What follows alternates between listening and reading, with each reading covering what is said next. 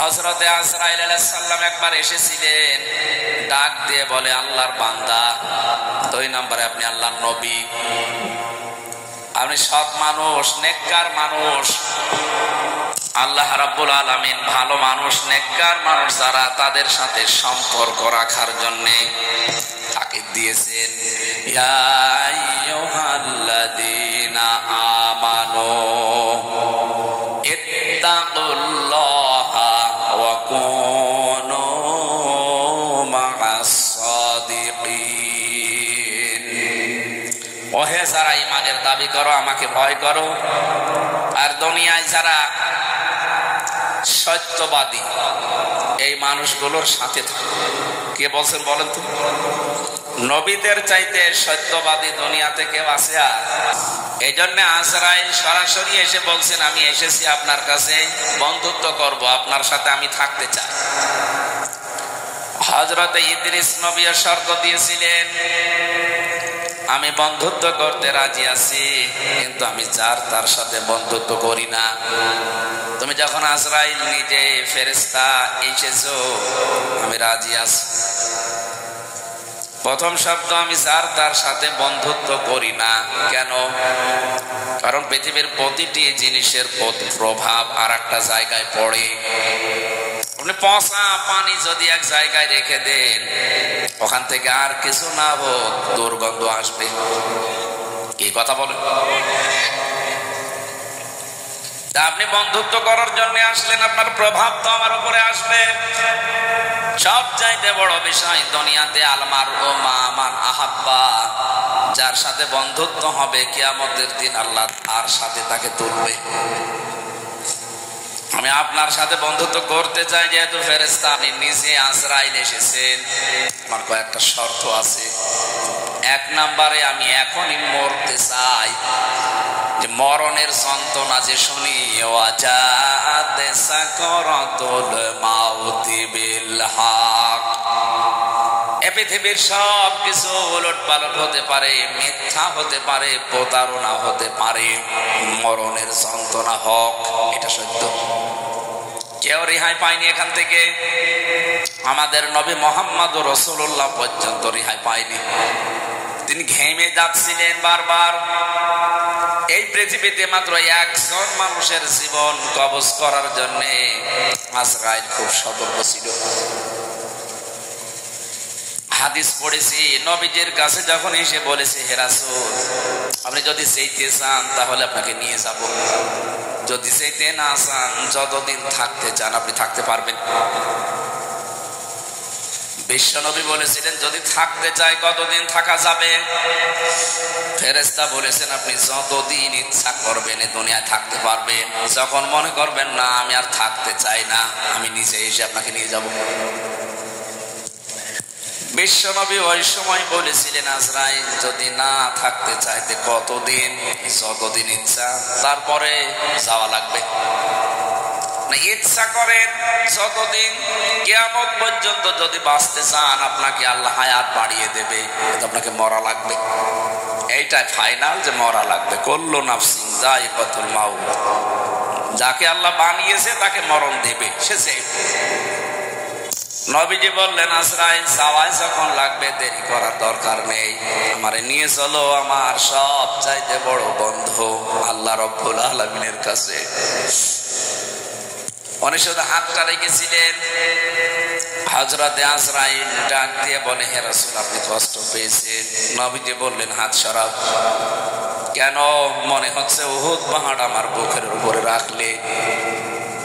ফেরেশতা বলে, হে রাসূল, আজ পর্যন্ত আমি যত জীবন কবজ করেছি, এত আসানে, এত আস্তে, এত আরামে কারো জান কবজ করিনি।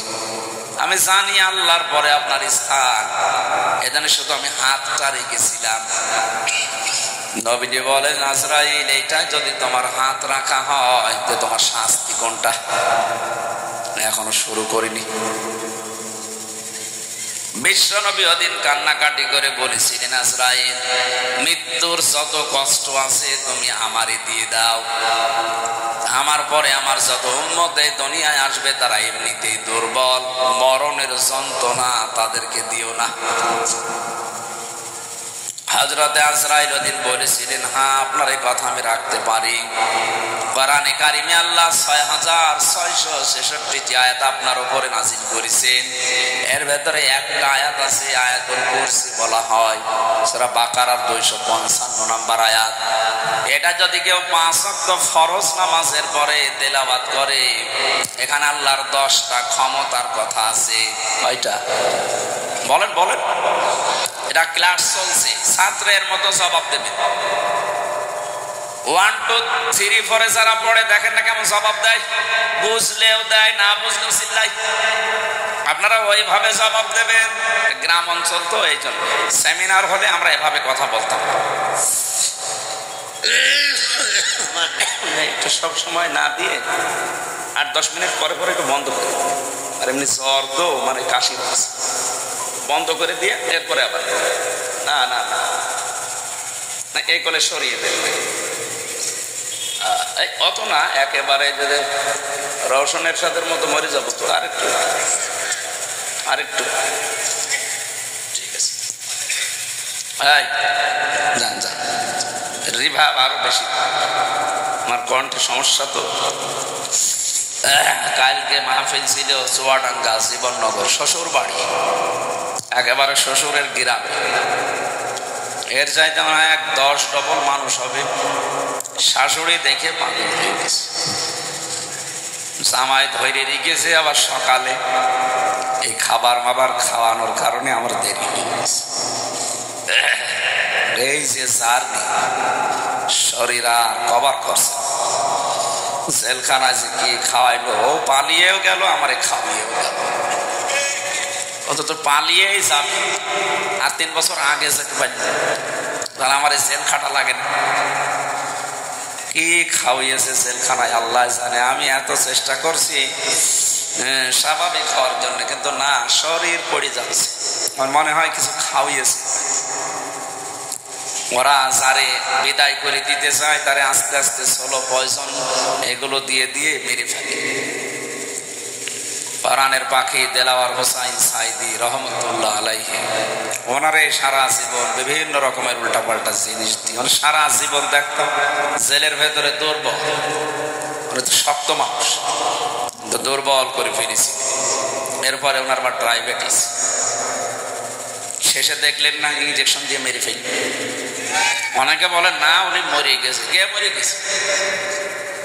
10 মিনিট ওনার সাথে আমি ছিলাম, এমনি এমনি মরে না। হ্যাঁ, যদিও সারা জীবনে তার দোয়া ছিল, আল্লাহুম্মা ইন্নী আসআলুকা শাহাদাতান ফি সাবিলিক, হে আল্লাহ তুমি যাই করো আমাকে শাহাদতের মরণ দিও। এই কারণে জালেমদের হাতে আল্লাহ তাকে শাহাদতের মরণ দিয়েছে। আর যাকে তাকে আল্লাহ শহীদের মরণ দেয় না, কারণ এটা অনেক দামি জিনিস। শহীদ এ শব্দটা শুনতে ছোট, কিন্তু এত দামি এটা। যারা শহীদ হয় তারা মরে না। আলা তাহসাবান্নাল্লাযীনা কুতিলু ফি সাবিলিল্লাহি আমওয়াতা বাল আহইয়াউন ইনদা রাব্বিহিম ইরযাকুন। সূরা আলে ইমরান 169 নম্বর আয়াত। আল্লাহ তাআলা বলেন, হে নবী, যে মানুষগুলো শহীদ হয় এদেরকে আপনি বলবেন না যে মরে গেছে, এমনকি ধারণাও করবেন না। এক জায়গায় আছে ওয়ালা তাকুলু লিমা ইয়ুকতালু, আর এক জায়গায় আছে ওয়ালা তাহসাবান্নাল্লাযীনা কুতিলু। মুখ দিয়ে তো বলবেন না, অন্তরে ধারণাও করবেন না যে যারা শহীদ হয়েছে এরা মরে গেছে। না, মরে গেছে তো ওই মানুষটা, যে মানুষটা জুলুম অত্যাচার নির্যাতনের মাস্টার মাইন্ড, এরা মরে যায়। কিন্তু শাহাদতের মরণ পেলে মানুষ মরে না, এরা জীবিত থাকে এবং আল্লাহ নিজে তাদেরকে কুদরতের হাতে খাবার খাওয়ায়। সুবহানাল্লাহ বলেন। উনি যদি সত্যি মারা যেতে, এই যে আমার পাশে যারা মুরব্বী বসে আছে, এ মানুষগুলোর ঈমান অবশ্যই আছে। কিছু না থাক, আল্লাহ একজন আসে। এখন যদি এই বিশ্বাসের উপরে মরে যায়, কবরে থাকবে, ঘুমিয়ে থাকবে, এতটুকু শেষ। এই কথা বলেন মানে, হ্যাঁ, এরপরে 5-7 মিনিট পরে প্রশ্ন করবো। যদি বলতে না পারে না, এই জায়গায় এসে কানের নিচে দেবে। আর কে মারা করে এসেছে। উনি যদি এই অবস্থায় ঈমান নিয়ে মারা যেতে পারে, কবরে শুয়ে থাকবে। মাম বাআসনা মিন মারকাদিনা হাযা মা ওয়া'দার রহমান ওয়া সাদাকাল মুরসালুন।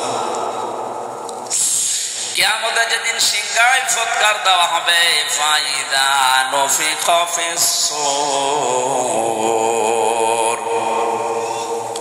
ওই ফুৎকারের সঙ্গে সঙ্গে উনি চোখমুখ ডলতে ডলতে উঠবে আর ধমক দেবে, আমার জাগালেন কেন, আমি তো ঘুমিয়েছিলাম। মনে হচ্ছে কেবল 8-10 মিনিট আগে ঘুমিয়েছে, অথচ কোটি কোটি বছরের জীবন থেকে আল্লাহ পার করে দিয়েছেন। ঘোষণা দেওয়া হবে, এইটাই সেই রহমানের ওয়াদার দিন, কিয়ামত কায়েম হয়ে গেছে, ওঠো। আপনি একটু সামনে দৃশ্যটা নিয়ে আসেন তো নিজের জীবনে, যে এরকম একটা সময় আমাদের সবার সামনে আসবে, কিয়ামতের ওই কঠিন ময়দান যেদিন কায়েম হয়ে যাবে, একটা ফুৎকারে আপনি উঠবেন, চোখ ডলতে ডলতে উঠে দেখবেন যে সবাই দৌড়াচ্ছে ময়দানে, হাসরের ময়দানের দিকে।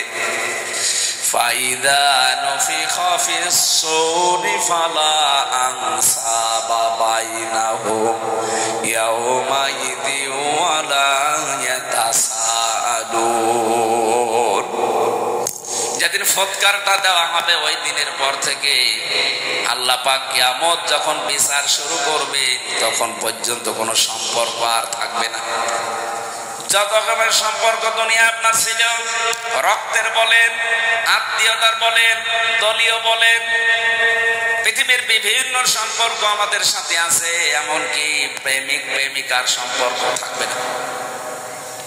অনেকে দেখে মাথায় হাত দিয়ে বলে, আল্লাহর কসম করে বলো যে আমারে ভুলে যাবা না। কিসের ভুলে যাবা না?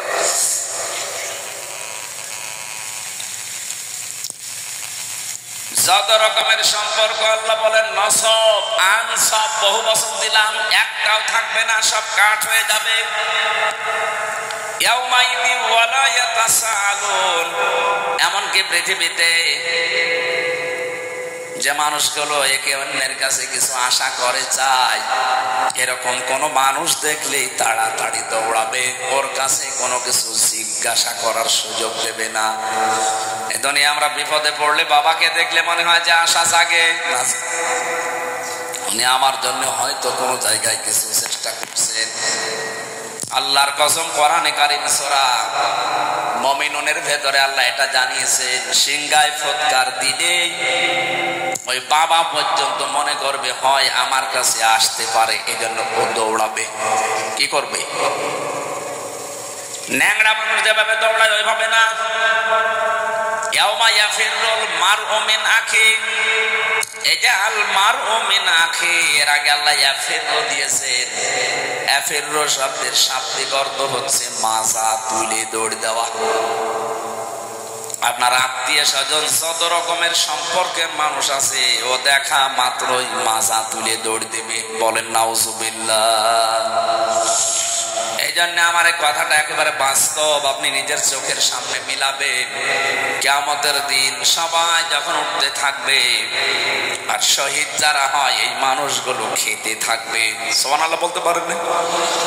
এই জন্য শহীদ এর শব্দটা খেলাছড়া বিষয় না। এসেলাতে যিনি রাষ্ট্রপতির দায়িত্বে ছিলেন, শহীদ জিয়াউর রহমান, শব্দটা ওনার নামের আগে আন্দাজে লাগানো হয়নি, চিন্তা ভাবনা করে লাগিয়েছে।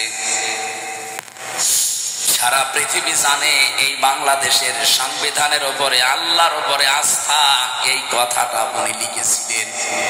কথা বলে না কেন? বিসমিল্লাহির রহমানির রহিম, এটা দিয়ে সংবিধান শুরু হবে, এটা উনি লিখেছিলেন।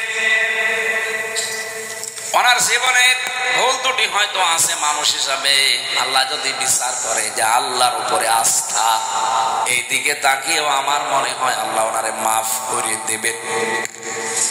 ওনারে মাফ করে দিলে আমাদের বিশাল ক্ষতি হয়ে যাবে। বলেন আমার ভাইরা, আমি যে কথাটা তুলেছিলাম, শাহাদাতের মরণে কোনো কষ্ট নেই। এজন্য আমার আল্লাহ পাক হযরতে মাওলানা দেলাওয়ার হোসাইন সাইদি রহমতুল্লাহ আলাইহি, ওনাকে সাধারণভাবে জেলখানায় মরণ না দিয়ে জালেমদের হাতে শাহাদাতের মরণ দিয়েছেন। কারণ এ মরণে আল্লাহ কোনো কষ্ট রাখে। অথচ মুহাম্মদ রাসূলুল্লাহ বলতেছে আজরাইল হাত সরাও। তাহলে যে আয়াতুল কুরসি পড়ার কথা তিনি বললেন, এটা নিজে জান কবজ করবেন তিনি জানাচ্ছেন, হে নবী আমি যেহেতু সবার জান কবজ করব, আমি আপনাকে গোপন সংবাদটা জানালাম। আপনার উম্মতেরা যদি আয়াতুল কুরসির 10টা ক্ষমতা বিশ্বাস করে পড়তে পারে, অনেকের মনে আশা জেগেছে যে আমি আয়াতুল কুরসি পড়ি। আরে ভাই না, এর ভেতরে 10টা জিনিস আল্লাহ সাজিয়ে দিয়েছেন। এই 10টা জিনিস আপনার প্র্যাকটিক্যাল লাইফে, আপনার বাস্তব জীবনে এটা থাকা লাগবে। আপনি আন্দাজে পড়ে গেলেন, একটাও আপনার জীবনে নেই না, ওইরকম আয়াতুল কুরসিতে হবে না। আমি বহু হিন্দুর সাথে মিশে দেখেছি, আমার রিমান্ডে অনেক হিন্দু অফিসার পেয়েছি। আমার আর কোরআনের কারিমে কেমন আয়াত তো আমার মনে হয় আমার চাইতে ওর কোরআন বেশি জানা আছে। এমন এমন আয়াত রাতের বেলা যখন পাহারা দিত ওই রিমান্ডে, এমন এমন আয়াত এসে পড়তো, কি গো নাম মনে হচ্ছে উল্টা পাল্টা, সুব্রত বালা, দেবদুলাল, মোহন কুমার, এর নাম তো সব মুসলমানের। এরা পাহারা দিত কিন্তু আয়াত পড়তো কোরআন শরীফের। ইয়া আইয়ুহাল্লাযীনা আমানু ইন্না মিন আজওয়াজিকুম ওয়া আওলাদিকুম আদুওয়াল লাকুম ফাহদারুহুম। কিভাবে পড়েন? কোরআন শরীফ আমাদের আয়াত আছে, যে সেই বিষয়ের আয়াতগুলো আছে 8টা 10টা 15 20টা করে আয়াত মুখস্থ করে রিমান্ডে আমার প্রশ্ন করতাম আমার এই ওয়াজ নিয়ে, যে আপনি এই ওয়াজ করেছেন এই আয়াতের সাথে, আপনি কেন এই জায়গায় এই কথা ঢোকালেন? বদরের ময়দানে এখানে 14 জন শহীদ হয়েছে, 14 জন কাফের মারা গেছে। আপনি এই জায়গায় তথ্যটা আগে না বলি পরে বললেন কেন? এগুলো ওরা আয়ত্ত করে নিয়েছে। কেন? ও মানুষগুলো দেখতাম মাঝে মাঝে আল্লাহর ভুল ধরছে, আমার রিমান্ডে প্রশ্ন করে আর আল্লাহর ভুল ধরছে, আল্লাহর এই কাজটা ঠিক, আপনার কাছে পরামর্শ নিয়ে আল্লাহ কাজ করার করতেছে শয়তান।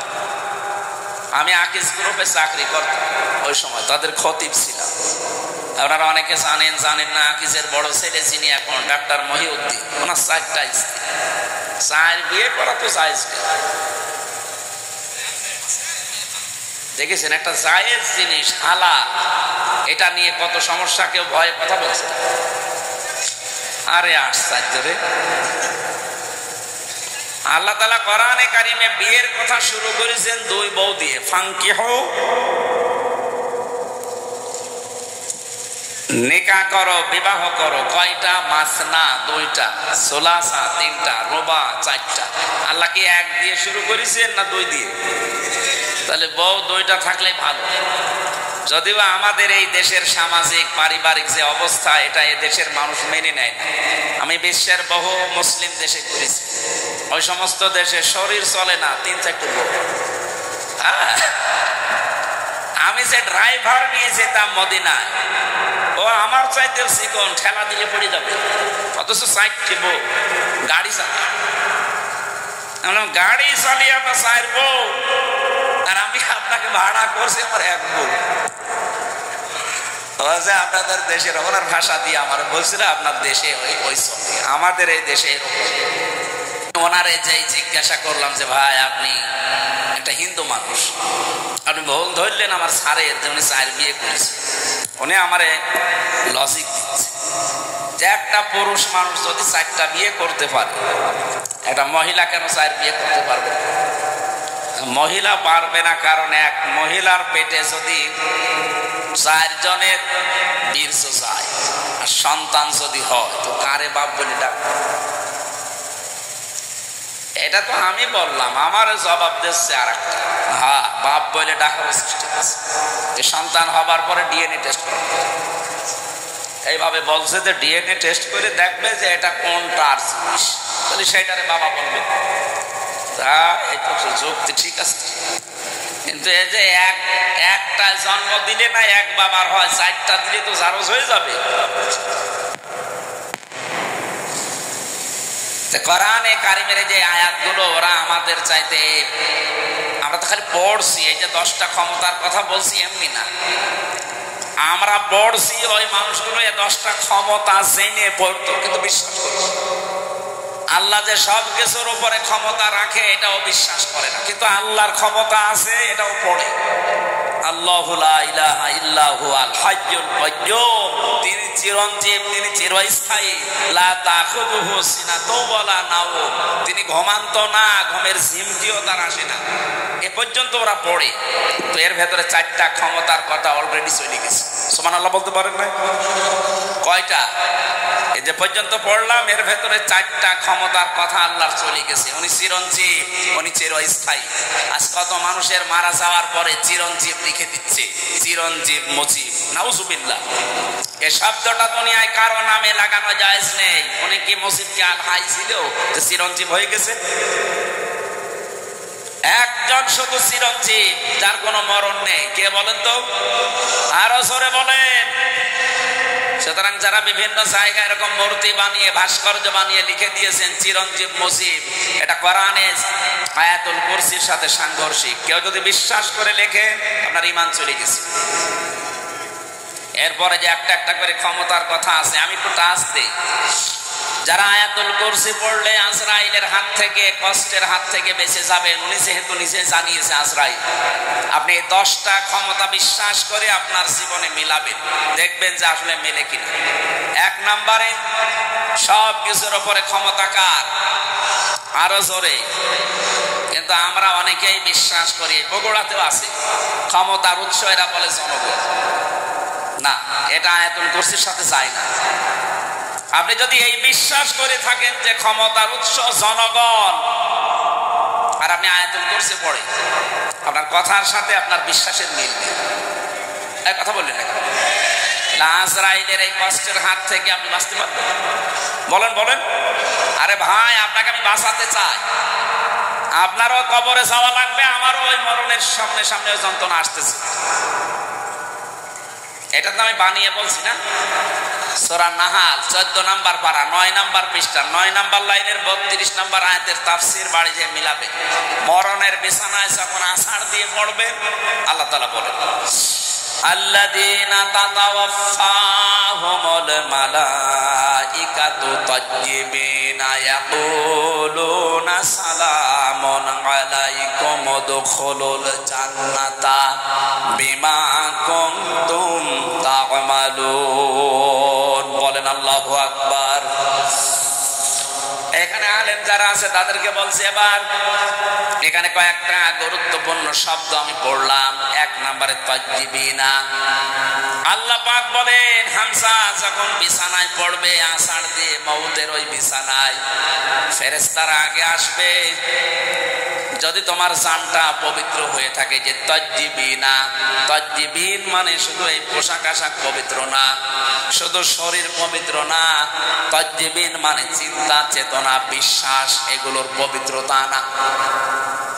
আপনি পবিত্র হতে হলে আপনার চিন্তা পরিষ্কার করা লাগবে, আপনার ভাবনা, আপনার বিশ্বাস, আপনার আকীদা, আপনার কর্মজীবন, আপনার ব্যবসা বাণিজ্য অর্থনীতি এগুলো পবিত্র করা লাগবে, পরিষ্কার করা লাগবে, সাফ করা লাগবে।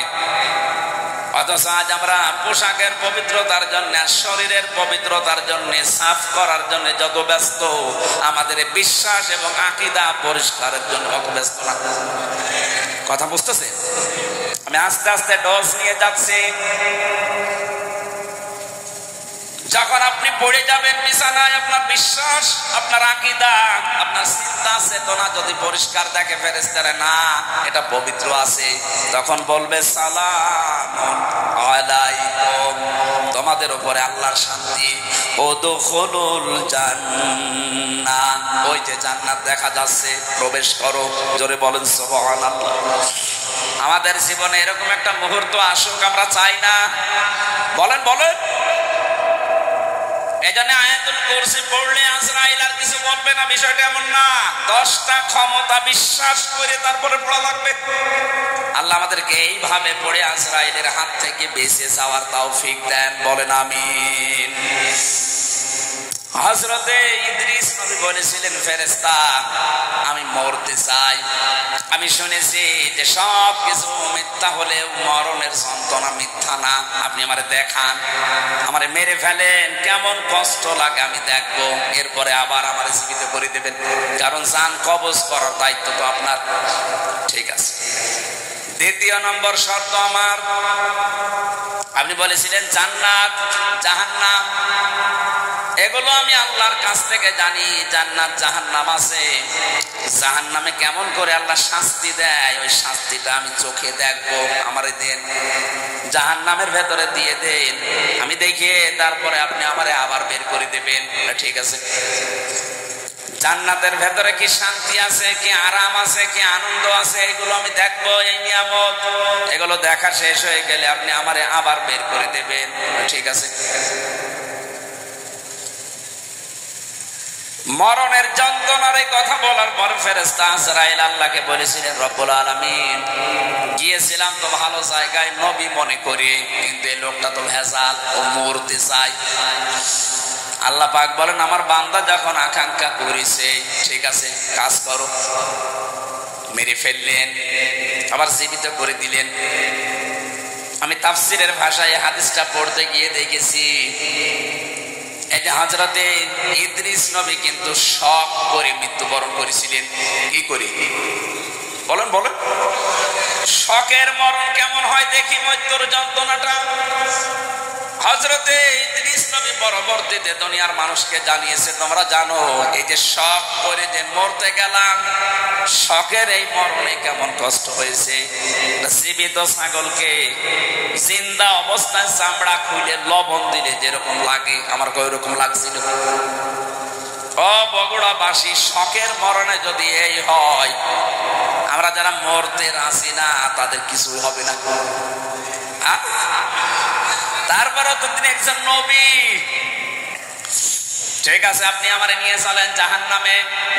জাহান্নাম আমি দেখতে চাই কেমন করে আল্লাহ শাস্তি দিচ্ছে। দেখালেন জাহান্নাম, গরু ঘর করে আবার বের করে নিয়ে আসলেন। নিয়ে যান আমারে জান্নাতে।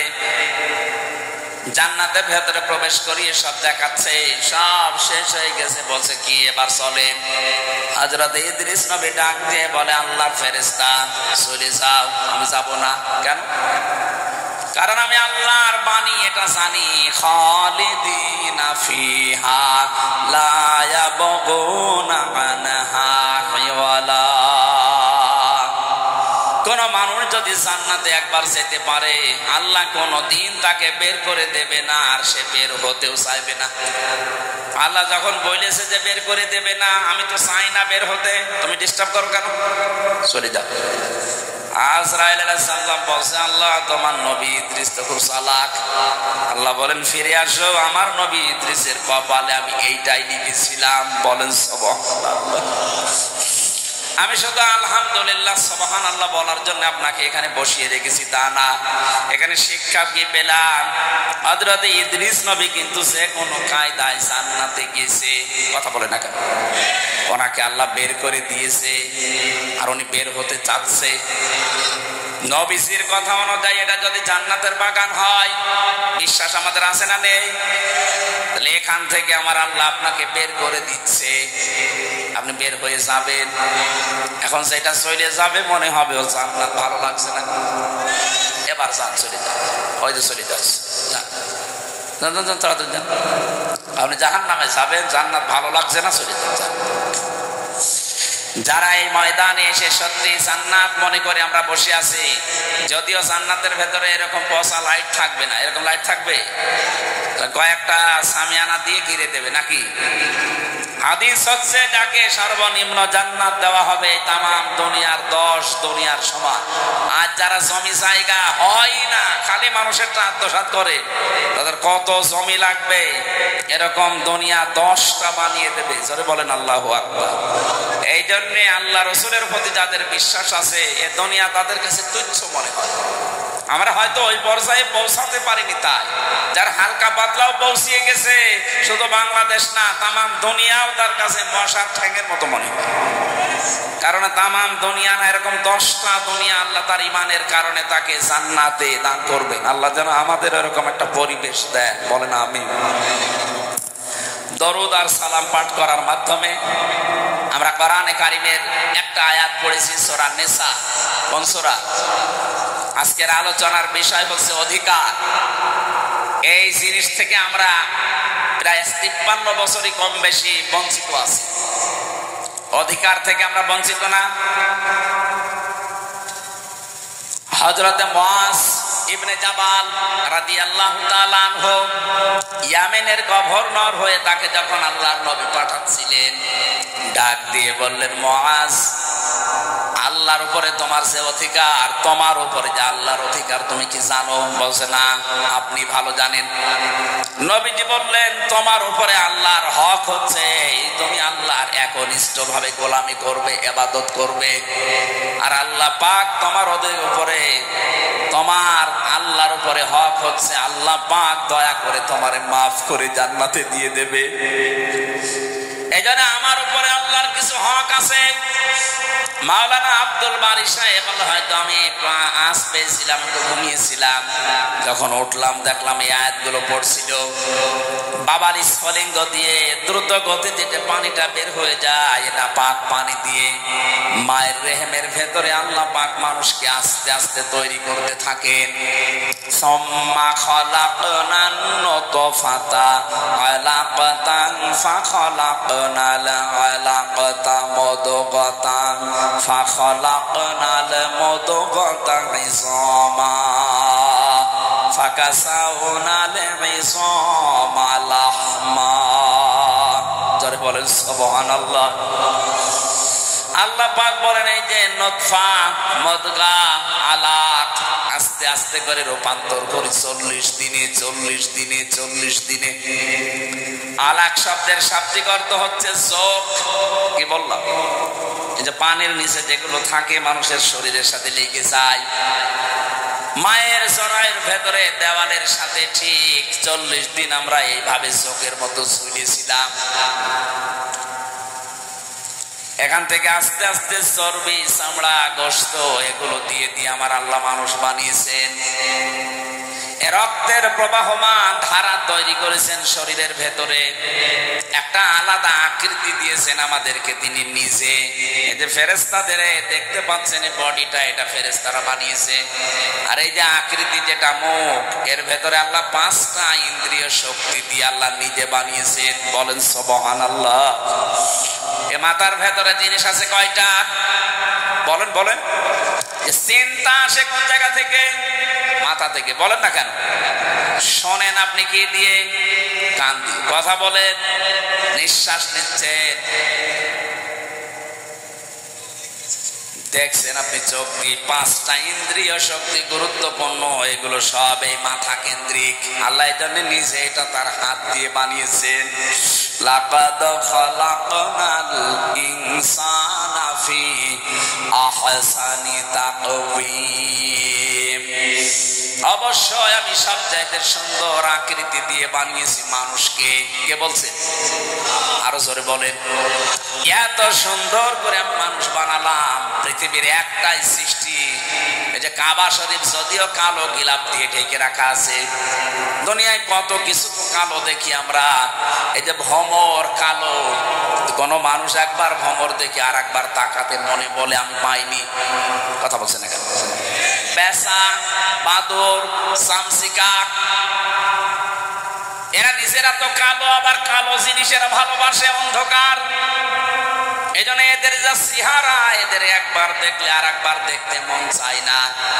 কাবা শরীফ কালো, একটা এমন একটা আকর্ষণ আল্লাহ ওর ভেতরে দিয়েছে, যতবার তাকাবেন মনে হয় আর একবার তাকায়। নবীজি জানিয়েছেন পৃথিবীর 2টা জায়গা আছে যেখানে তাকিয়ে থাকলে সওয়াব হয়। একটা কাবা শরীফ, আর একটা আপনার মা আর বাবা। জোরে বলেন সুবহানাল্লাহ। মায়ের দিকে বাবার দিকে কেউ যদি মহব্বতের নজরে তাকিয়ে থাকে একটা নফল হজের সওয়াব হয়ে যায়। সাহাবী বললেন, হে নবী, আমি যদি 100 বার তাকাই, বিশ্ব নবী বলেন মা বাবার দিকে 100 বার যদি কেউ তাকায় 100 বারই নফল হজের সওয়াব হবে। অথচ কয়েকদিন আগে যে রংপুরের নীলফামারী কিশোরগঞ্জ একটা থানা আছে, ওখানে যেয়ে দেখলাম বৃদ্ধাশ্রমে এই লাইনে আর এই লাইনে কত মা বাবা বসে চোখের পানিগুলো ফেলছে। এদের চোখের দিকে তাকালে আমি বুঝতে পেরেছি এরা সন্তানের জন্য বরদোয়া করছে। যে মায়ের দিকে বাবার দিকে শুধু তাকালেই হজের সওয়াব হয়ে যায় নফল, অথচ ওরাও তো কোনো মা বাবার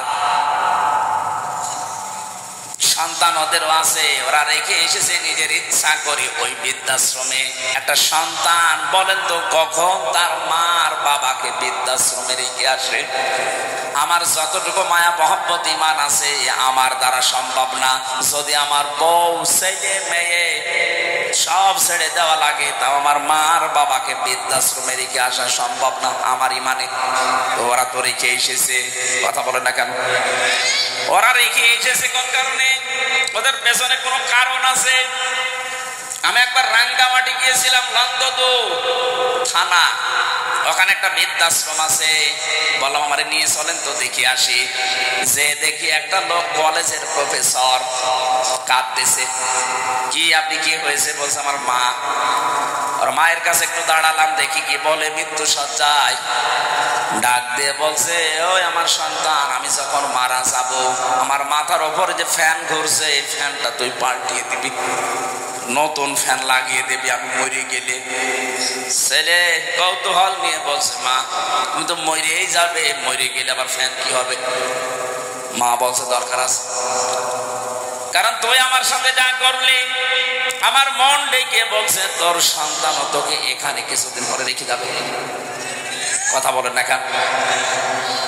গতকালকে পেপারে এসেছে ঢাকা বিশ্ববিদ্যালয়ের একজন অধ্যাপক, 2টা ছেলে, একটা মেয়ে, একটা আমেরিকায় থাকে, একটা লন্ডনে থাকে, আর একটা অস্ট্রেলিয়ায় থাকে। 3 জনই প্রতিষ্ঠিত। ওর বউ মারা গেছে। ওই 3 ভাই বোন মিলে সিদ্ধান্ত নিয়ে বাবাকে রেখে গেছে বৃদ্ধাশ্রমে। অথচ তো সে নিজে বলছে আমার ঢাকায় ফ্ল্যাট ছিল 3টা। আমার বড় ছেলে চালাকি করে ফ্ল্যাট গুলো সব লিখে তার নিজের অ্যাকাউন্টে টাকা নিয়ে নিয়েছে। আজ আমার যেহেতু কিছু নেই, মেয়েটা আছে অস্ট্রেলিয়ায়, আর ছেলে 2টা কেউ লন্ডনে কেউ আমেরিকায়। তাদের অভাব নেই, কিন্তু এই মানুষগুলোর পাশে একটা ঘর আমার জন্য হয়নি যে একটা রুমে আমি থাকবো। যেই কয়টা ছেলে আর মেয়েরা আমাকে এদের বর কারণে শেষ পর্যন্ত এই বৃদ্ধাশ্রমে রেখে গেছে। 3 বছর পরে পরে নাকি একটা চিঠি লিখে বাবার কাছে। অথচ লোকটা ঢাকা বিশ্ববিদ্যালয়ের শিক্ষক ছিল। অনেক দেখলাম কথা বলতে বলতে মরে গেল। এই লোকটা হাউমাউ করে কাঁদছে। আমারে বলছো হুজুর আপনি দাঁড়িয়ে আছেন দেখলেন, আপনি আমার উপরে আবার খারাপ ধারণা করেন না। এ দোষ আমার না, এই দোষ আমার বউর। আমার 2টা ছেলে মেয়ে আছে, তাদের দিকে তাকিয়ে আমার বউকে আমি তালাকও দিতে পারি না। আজ 3 মাস আগে আমি এখানে রেখে গিয়েছিলাম আমার মাকে। তারে নিয়ে বড় ঝামেলায় পড়েছিলাম। বারবার আমার বউ আমার তাকিদ দেয় যে এই বুড়ি যদি থাকে আমি তোমার ভাত আর খাবো না। কি করবো? ছেলে মেয়ের দিকে তাকিয়ে বাধ্য হয়ে মাকে রেখে গিয়েছিলাম এখানে। বাবা আমার ওই ছোটবেলায় মারা গেছে।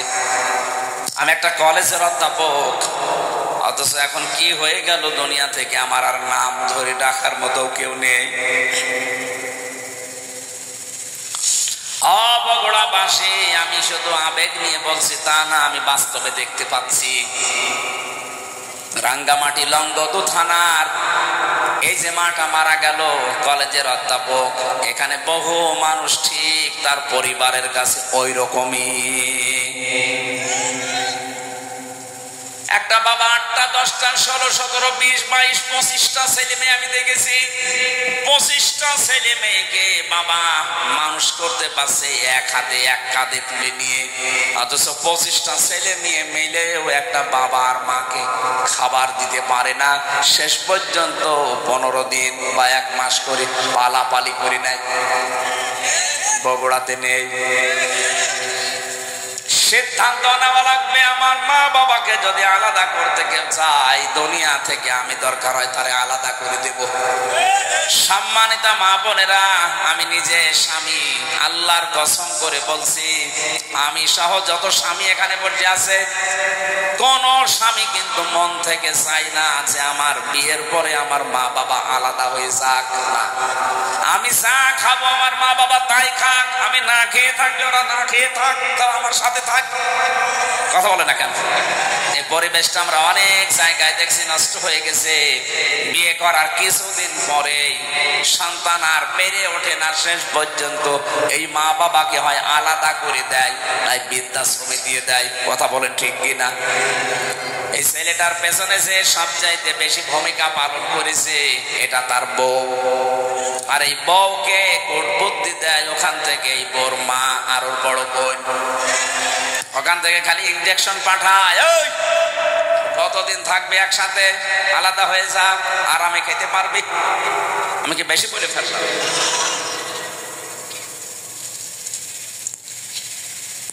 আল্লাহ রাব্বুল আলামিন বলেন, এত কষ্ট স্বীকার করে করে তোর মা তোকে পেটে বহন করে চামড়া গোশত চর্বি দিয়ে যখন একটা আকৃতি তোকে বানিয়ে দিলাম, এই মানুষটাকে আমি আল্লাহ আস্তে করে মায়ের পেট থেকে বের করে নিয়ে আসলাম। আল্লাহু আখরাজাকুম মিন বুতুনি উম্মাহাতিকুম, মায়ের পেট থেকে আস্তে করে বের করার দায়িত্ব আমার। এই দায়িত্বটা এখন ডাক্তাররা পালন করছে, আল্লাহর উপরে এখন আর নেই। হয়ে গেছে, না হবে না, প্রসিজার করাই লাগবে। আল্লাহ বলছেন ঠিক আছে, তোর দায়িত্ব আমি ছেড়ে দিলাম, যা তোর ওই হাইব্রিড বাচ্চা আমি কেটেই বের করবো। কথা বলে না কেন? রব্বুল আলামিন বলেন, আমি যখন আস্তে করে দুনিয়া থেকে নিয়ে আসলাম, কি অবস্থায় তুই ছিলি জানিস?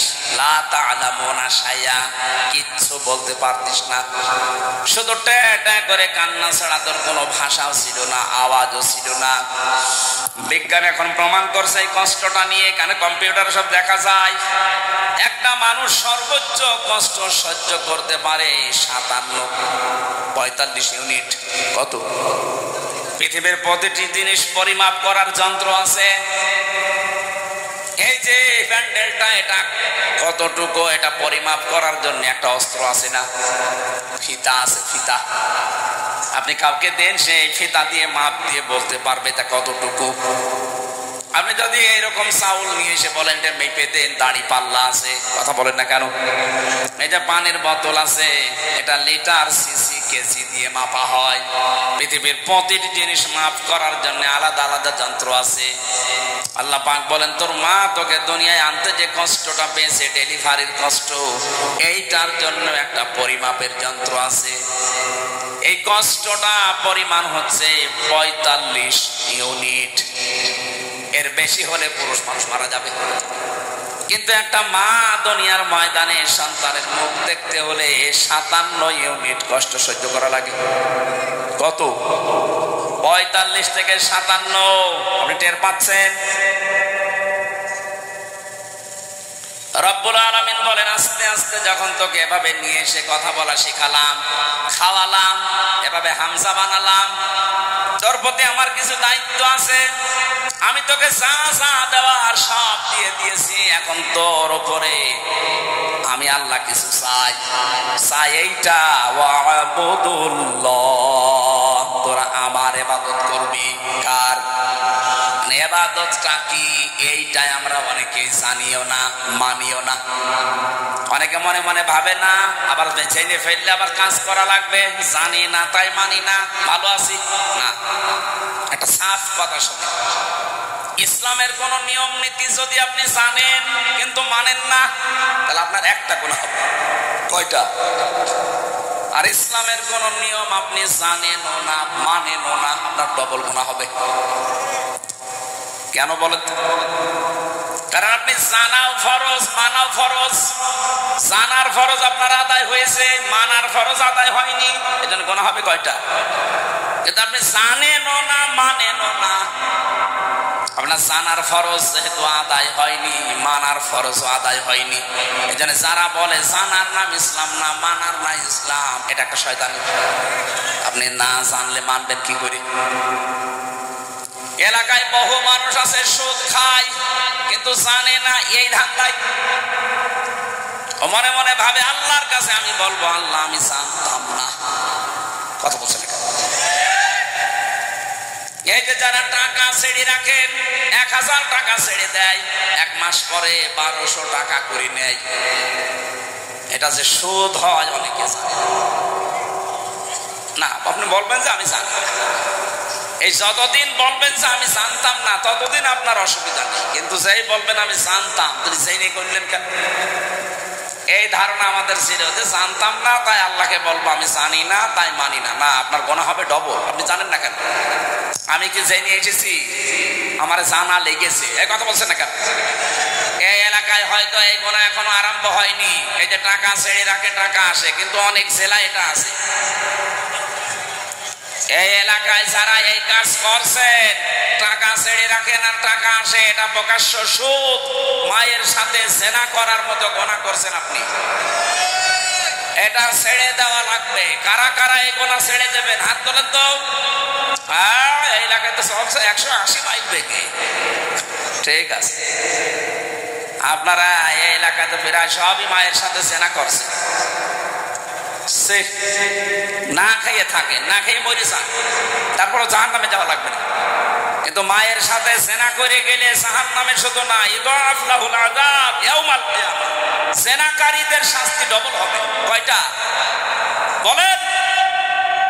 তাহলে এই গুনাহটা এখনো পর্যন্ত আপনার এলাকায় আছে, আর আপনি নামাজ পড়েন, রোজা রাখেন, হজ করে আসেন। কিসের হজ করেন? আজকেই সিদ্ধান্ত নিয়ে বাড়ি যাবেন যে না আমি আর এই গুনার সাথে নেই, টাকা যা ছেড়ে রেখেছি আগামী মাস থেকে টাকা শুধু 1000 দিলে 1000ই নেব, 1200 নেব না। পারবেন না ভাই? এটা যদি আপনি নাই পারেন তো কেন কষ্ট করে রাতের বেলা বসে আছেন? আপনি বাড়ি যেয়ে ঘুমান আর আপনার আমল নামায় উঠতে থাক, আপনি এই জায়গায় লিখা উঠবে আপনি মায়ের সাথে জেনাকারী। বলেন নাউজুবিল্লাহ। কুষ্টিয়ার বড় বাজারে দেখলাম আসরের নামাজ পড়ে গেল, আমার সাথে নামাজ পড়ে দোকানের সামনে দিয়ে ঘুরতেছে, আর কে টাকা দেয়, টাকা নিয়ে কি লেখে, কি গো নামাজ পড়ে আসলো আর এই লোক এত টাকা পায়। চলে যাওয়ার পরে দোকানদারকে বললাম ভাই কিসের টাকা দিলেন? হুজুর বলা যাবে না।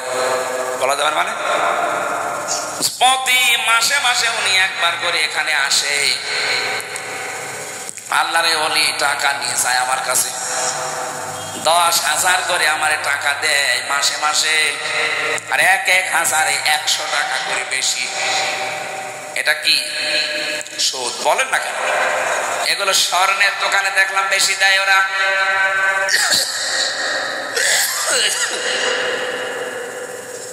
অনেকে চালাকি করে মনে করে গোনা যদি হয় ও টাকা এমন কায়দায় নামে নামে ছেড়ে দেবো যেন আমার নামে গোনা লিখা না হয়। অনেকে বউর নামে টাকা ছাড়ে, জাহান্নামে যদি যায় বউ যাবে। না ভাই, চালাকি করবেন না। আমি বলছি আপনি জানতেন না তাই মানতেন না, এ কথার কোনো ভিত্তি নেই। জানেন না কেন? এটা আপনার অপরাধ। এটা কি বলেন? বলেন। আপনার উপরে আল্লাহর হক এইটা যে নেই থেকে আপনাকে আব্দুল বারী আল্লাহ বানিয়েছে। আপনার প্রতি আল্লাহর কিছু হক আছে। আল্লাহর হক হচ্ছে আপনি তার ইবাদত করবেন এমন ভাবে, ইবাদত মানে শুধু নামাজ পড়বেন, রোজা রাখবেন আর কালো বোরকা পরবেন না। এই যে কথা বলছি, এই কথাটাও ইবাদত। এই কথা বলেন না কেন? যে মানুষের সাথে দেখা হলে হাসি মুখে কথা বলা, এইটাও কি? বলেন বলেন। সালাম দেয় যারা 90টা নেকি পায়, তারা প্রথমে জবাব দেয় যারা, এই মানুষটা নেকি পাবে 10টা। এবার আমার প্রশ্ন, সালাম দেওয়া সুন্নাত আর জবাব দেওয়া ওয়াজিব, ওয়াজিবের দাম বেশি না সুন্নাতের? কিন্তু এই জায়গাটা পুরা উল্টানো। কোরআনে কারিমে জানিয়েছেন, সূরা নূরের ভেতরে আছে 61 নম্বর আয়াতে, ঘরে প্রবেশ করতে হলেও তোমাকে সালাম দিয়ে ঢোকা লাগবে, তাহলে ওই ঘরের ভেতরে আল্লাহর পক্ষ থেকে একটা বরকত আল্লাহ নিয়ে নেবেন। বলেন সুবহানাল্লাহ। এখানে বহু আল্লাহ ভক্ত মানুষ, নামাজ রোজা করা মানুষ, কিন্তু এইটার বেলায় দেখা যায় লজ্জা পায়, বাড়িতে ঢোকার আগে স্ত্রীকে ছেলে মেয়েকে সালাম দিতে চায় না। এরকম মানুষ নেই? সমস্যা আছে কিছু কিছু। আজকে যদি বাড়ি যে সালাম দেন, ও বলবে কি গো তোমারে কোন হতে ধরেছি, কালকে যে যৌতুকে টাকার জন্য আমার গালি গালাজ করে পিটাই দিয়ে আজকে সালাম দিচ্ছ, মানে আজ কোনো নতুন ধান্দা আছে? যে যা মনে করে করুক, আজকে থেকে আপনি ইসলামের এই কাজটা শুরু করেন। নবীজি জানিয়েছেন, যদি 25 বার করে দিনের ভেতরে সন্তানকে, স্ত্রীকে, পরিচিত মানুষ অপরিচিত মানুষ যদি সালাম দিতে পারেন 25 বার, কয়বার? সারাদিন 24 ঘন্টার ভেতরে যদি 25 বার সালামের প্রচলন আরম্ভ করতে পারেন, আপনি শাহাদতের মরণ পাবেন। আরো জোরে বলেন সুবহানাল্লাহ। বগুড়াবাসী এই জন্য ইবাদত মানে ওই শুধু নামাজ পড়া রোজা রাখা না, আপনি কথা থেকে শুরু করে একেবারে সংসার চালাবেন কি করে, সবটাই ইবাদত। বলেন বলেন। আমি এবার আলেমদেরকে বলছি, আপনারা এইটা ভালো করে শুনুন। 2 নম্বরে আয়াতে ছিল, ওয়ালা তুশরিকু বিহি শাইআ, তোমরা আল্লাহর সাথে শিরিক করবা না। কি করবা না? শিরিক কি? আল্লাহ যেটা পারে ওইটা অন্য কেউ পারে, এই বিশ্বাস করার নাম শিরিক। আর এই শিরিক যারা করে তারা মুশরিক। কথা বলছেন এ পর্যন্ত বুঝেছেন কিনা বলেন? আমি ক্লাস দিচ্ছি না, একটা ক্লাস চলছে। আল্লাহর সাথে যারা শিরিক করে, আল্লাহ বলেন আমি যেটা পারি ওইটা অন্য কেউ পারে। ছেলে মেয়ে দিতে পারে কে? এটা কোন পীর সাহেব পারে, কোন কবরে শুয়ে আছে এই লোক পারে, এই বিশ্বাস অনেকে মহিলা করে না। বলেন বলেন।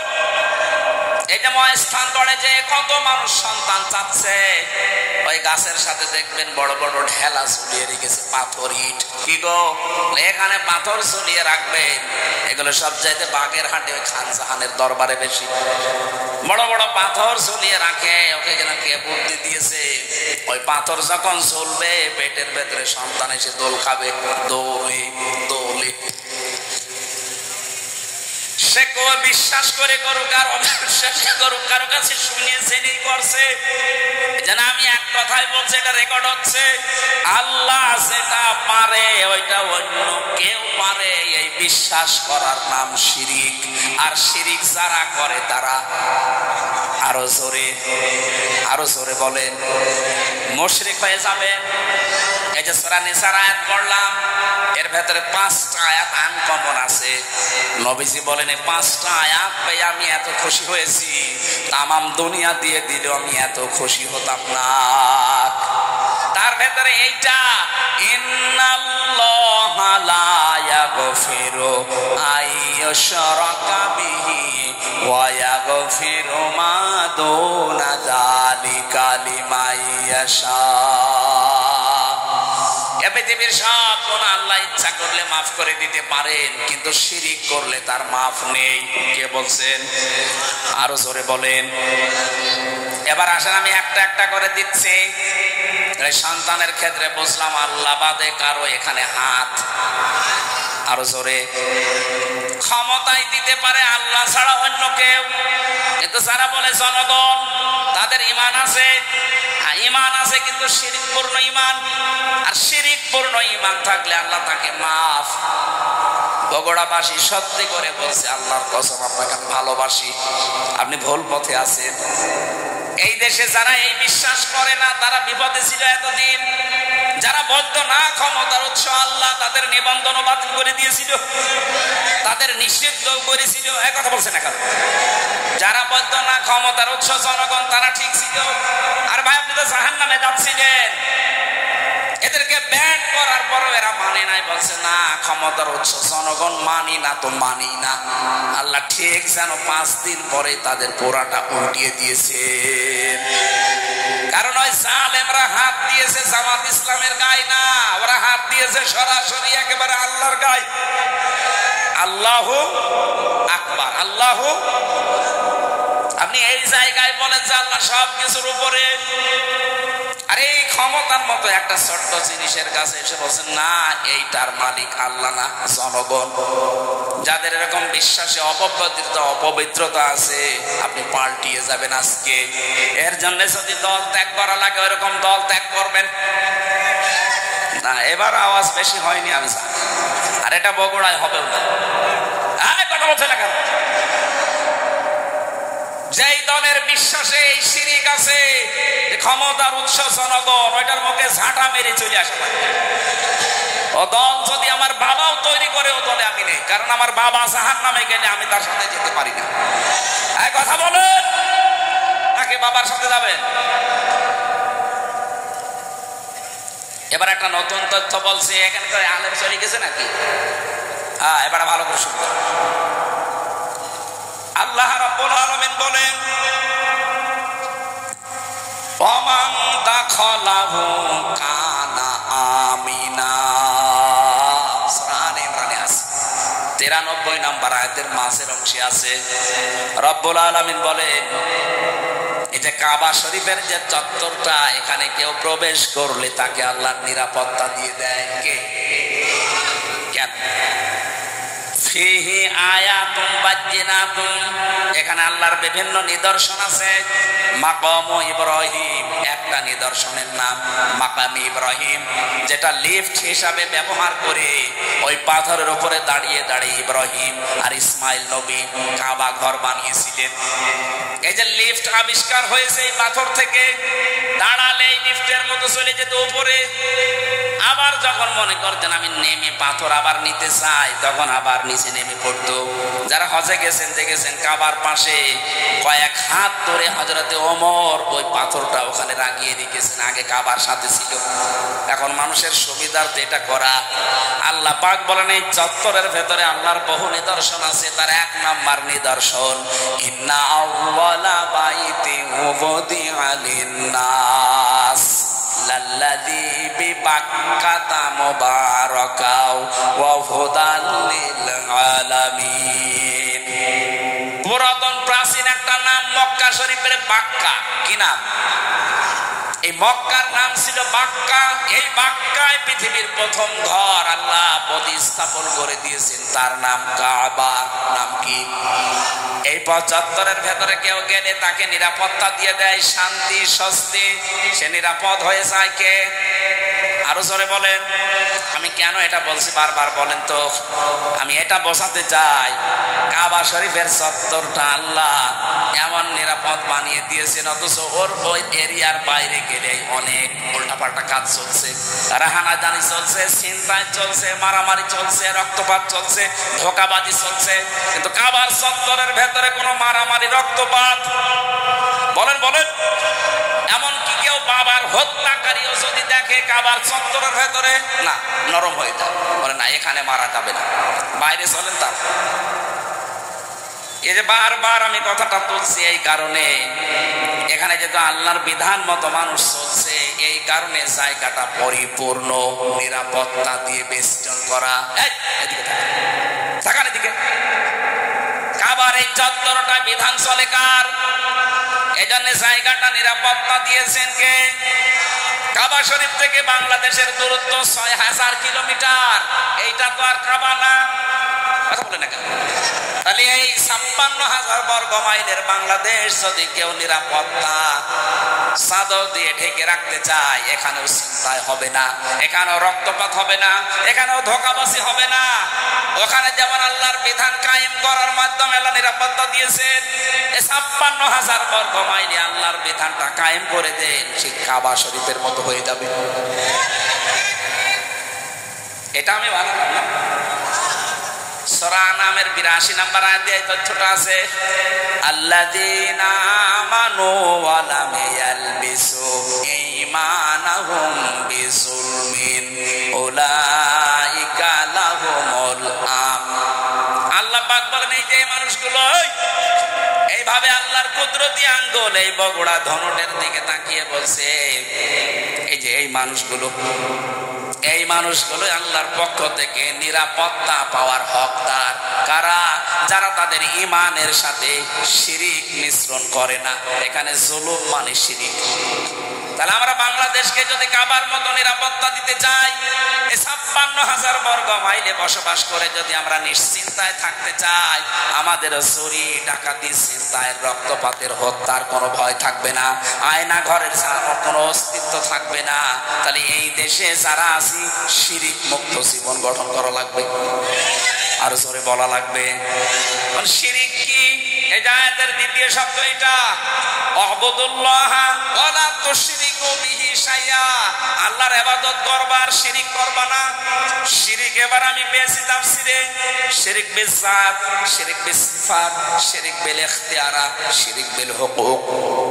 এই ৪ প্রকার গুলো আবার শ্রেণী বিভাগ করে করে ৮ প্রকার, ১২ প্রকার, ২২ প্রকার, ৪২ প্রকার, ৭২ প্রকার, ১২০ প্রকার পর্যন্ত শিরিক আছে। সবগুলো আমি নোট করেছি। এক একটা বিষয়ের উপরে এত কথা আল্লাহ লুকিয়ে রেখেছে, যত গবেষণা করবেন তাফসীর আকারে তত বের হবে। জোরে বলেন আল্লাহু আকবার। এই জন্যই তাফসীর করতে গেলে এরকম সময় লাগে।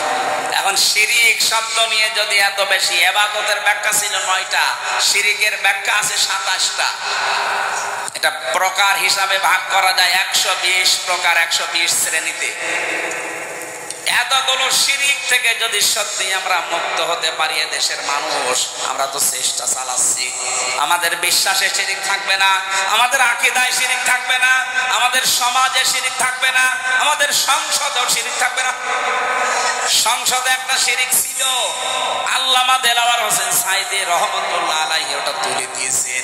এই যে মাথা নিচু করে ঢোকা লাগবে, মুসলমানের মাথা শুধু নিচু হবে কার সামনে? স্পিকারের সামনে যাওয়া লাগতো আগে মাথা নিচু করে। উনি বলেছে না, মুসলমানের এই দেশে এই শিরিক চলতে দেওয়া যায় না, সিস্টেম করে ওইটা বাদ দিয়ে দিয়েছে। এখন আর ওইভাবে যাওয়া লাগে না। কিন্তু ১৫.৫ বছরের দিকে তাকান, এই দেশটা যেন মানুষ মুশরিক হয়ে যায়। ওই দাদা বাবুদের মতো ওরা সর্বাত্মক চেষ্টা চালাচ্ছিল।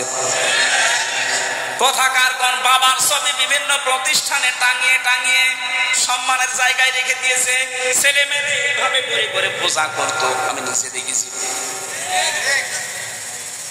একটা জাতিকে মুশরিক বানাতে পারলে তাকে অনিয়ন্ত্রিত করে ফেলা যায়। আজকে ভারত বাংলার বিভিন্ন পাহাড় অঞ্চলগুলো অস্থিতিশীল করে রাখতে চায়, আমাদের একটা গোপন ষড়যন্ত্র আছে। আজকে একটা ভিডিও ফাঁস হয়েছে, ওরা বাংলার বিভিন্ন প্রান্তগুলো, বিশেষ করে চট্টগ্রামের পার্বত্য অঞ্চল, এগুলো মাঝে মাঝে যুদ্ধ লাগিয়ে রাখে, মাঝে মাঝে অশান্তি তৈরি করে রাখে, অস্থিতিশীল করে রাখে। কারণ ওদের একটা উদ্দেশ্য আছে, ওরা নাকি ওটা ভাগ করে ম্যাপ তৈরি করে মায়ানমারের কিছু অংশ আর চট্টগ্রামের কিছু অংশ কয়েকটা জেলা নিয়ে আলাদা একটা খ্রিস্টান রাষ্ট্রের ঘোষণা দেবে। এই দুর্বিসন্ধি চলছে। আমি এটা এত মানুষের সামনে বলা ঠিক না, এটা গোপন বিষয়। এগুলো চালাচ্ছে আমেরিকা এবং ইহুদি ছাড়া।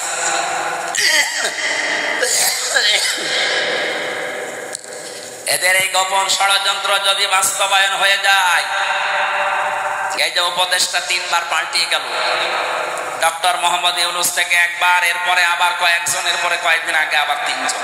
এগুলো এমনি এমনি করছে না, একটা দুর্বিসন্ধি আছে। সব চাইতে ভয়ঙ্কর এর ভেতরে এই ফারুকি, এই লোকটা মেয়েতে মেয়েতে ছেলেতে ছেলেতে বিয়ে করা, এই যে সমকামিতা, এটা প্রমোট করে। এইগুলো নিয়ে সে সিনেমাও বানিয়েছে। এই যে পরকীয়া প্রেম করে মানুষ উদ্বুদ্ধ হয় কি করে, সে তার নিজের স্ত্রী তিশাকে এই সিনেমায় কাজে লাগিয়েছে। Third person singular number, bachelor, আমি উপন্যাস পড়েছিলাম, ওইগুলো দেখছে এখন সিনেমা বানাচ্ছে। আমার বিশ্ববিদ্যালয়ে থাকাকালীন একটা অভ্যাস ছিল, ক্লাসের পড়া যাই হোক আমি উপন্যাস পড়তাম খালি। এই দেখেছিলাম ওই সময়, ওইগুলো দিয়ে দিয়ে এখন নতুন নতুন সিনেমা তৈরি করছে। আর এগুলোর লেখক যারা, আমি ওই লেখকের নাম নিতে ঘৃণা করি। ওই মানুষগুলো যা করে গেছে, পরকীয়া প্রেমের মাধ্যমে পুরো একটা সংসার জাহান্নামী হয়ে যায়। 2, 3, 4, 5 সন্তানের ছেলে মেয়ের মা সব রেখে আল্লাহর রাস্তায় চলে যাচ্ছে। কথা বলছে না? বলছে ঠিক, ওটা আল্লাহর রাস্তা, শয়তানের রাস্তা না। পরকীয়া প্রেমে যারা আছে, আপনি আজকে তওবা করে ওই মোবাইল নাম্বার ওই বান্ধবীর বলেন আর ওই পরকীয়া প্রেমিক প্রেমিকার এক্ষুনি ডিলিট করে দেবেন। ও বলছে ঠিক, তার মানে ওর মোবাইলে আছে। এদিকে আসো। আয়াতের দ্বিতীয় কথা ছিল রব্বুল আলামিন বলেন, হে পৃথিবীর মানুষেরা, ওয়াল জারিদিল কুরবা ওয়াল জারিল জুনুবি ওয়াস সাহিবি বিল জামবি ওয়াবনিস সাবিল। পৃথিবীর ময়দানে যারা আত্মীয় স্বজন আছে, প্রতিবেশী হোক আর অনাত্মীয়, তাদের সাথে মিলমিশ করে চলবা, ভালো ব্যবহার করবা। আজ হাজারো মানুষের কারণে প্রতিবেশী অশান্তিতে আছে, অথচ লোকটা নামাজ পড়ে। কথা বলে না কেন? আরে প্রতিবেশী মানে আপনার বাড়ির পাশে সে আছে, শুধু সে না, আপনি বাসে যাচ্ছেন বগুড়া থেকে ঢাকা পর্যন্ত, এই যে 4-5 ঘন্টা সময় লাগবে, আপনার পাশের সিটে যে আসে সে 5 ঘন্টার প্রতিবেশী। বলেন বলেন, আপনি সিট এমন ভাবে কাজ করে নিয়েছেন যে সে পা রাখবে সে জায়গাও নেই না, আপনি প্রতিবেশীকে কষ্ট দিতে পারেন না। এত বেশি কথা জিবরাইল নবীকে প্রতিবেশী সম্পর্কে শোনাতেন। নবীজি বলেন, আমার মনে হচ্ছিল আমার জমি জায়গার ভাগ, এই মিরাস, এইটাও নাকি প্রতিবেশীকে দেওয়া লাগতে পারে নাকি। আবার বলেন তো, এত গুরুত্ব স্যার তাদের সাথে আজ আমাদের সম্পর্ক তা কুমড়ার। এগুলো টাউনে তো আরো বেশি, গ্রামেও আছে। মুরগিতে ধান খেয়েছে, এই নিয়ে প্রতিবেশীর সাথে গন্ডগোল। বলেন বলেন, সাবধান, নিজেরা অধীনস্থ যারা আছে তাদের সাথে খারাপ ব্যবহার করবা না। নবীজির জীবনের শেষ কথা দুইটা, তিনি বলেছিলেন আসসালাত আসসালাত ওয়া মা মালাকাত আইমানুকুম আসসালাত। উম্মতেরা, আমি তোমাদের রেখে গেলাম, যাই করবা করবা, নামাজ ছাড়বা না। আর অধীনস্থ যারা আছে, কাজের লোক, মেয়ে ছেলে যাই বলেন, তাদের সাথে ভালো ব্যবহার করবা। নবীজির জীবনের শেষ কথা এইটা। আল্লাহ আমাদেরকে আয়াতটা বাস্তব জীবনে মেনে নেওয়ার তৌফিক দেন, বলেন আমিন।